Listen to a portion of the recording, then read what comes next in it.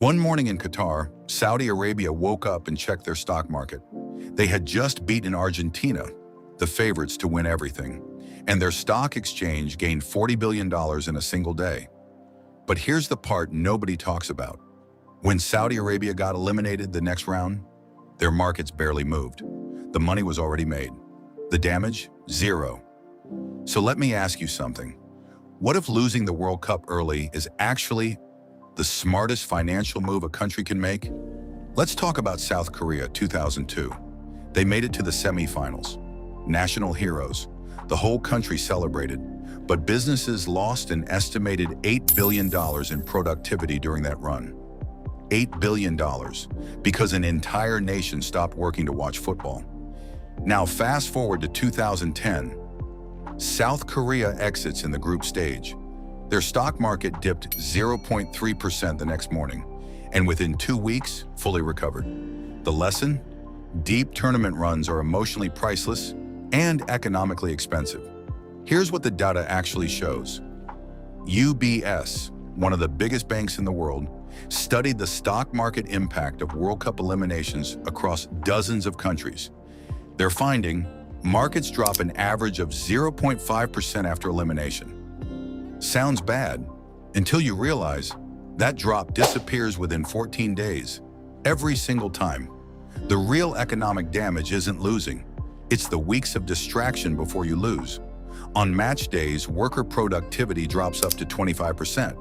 Traffic accidents spike by 30% after big games. Germany, who won the 2014 World Cup, calculated that the tournament cost local businesses over 4 billion euros in lost working hours. They lifted the trophy and lost billions doing it. Now let's talk about Italy 2010.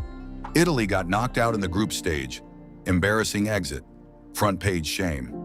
But within 30 days, Italian luxury brands and export companies reported a surge in international orders.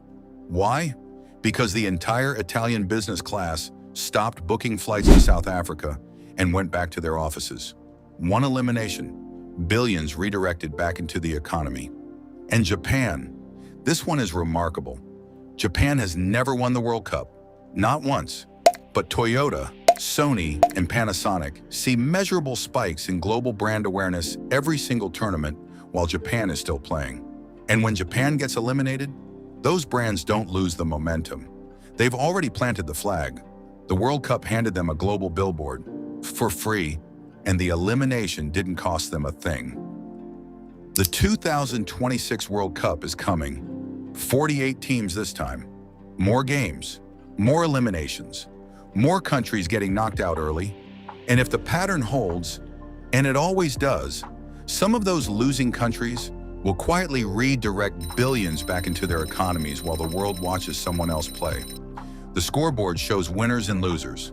The stock market tells a completely different story. If this changed how you see football and money, hit that like button right now. It genuinely helps this channel reach more people. Subscribe to Black Ledger and turn on the bell. We follow the money to places sports media never goes. We don't cover the game. We cover what the game covers up.